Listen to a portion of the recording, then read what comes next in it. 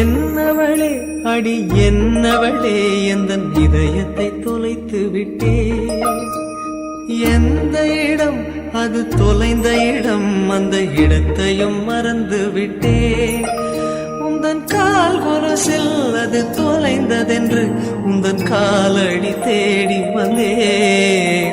காதல் என்றால் பெரும் அவஸ்தை என்று உன்னை கண்டதும் கண்டு கொண்டே.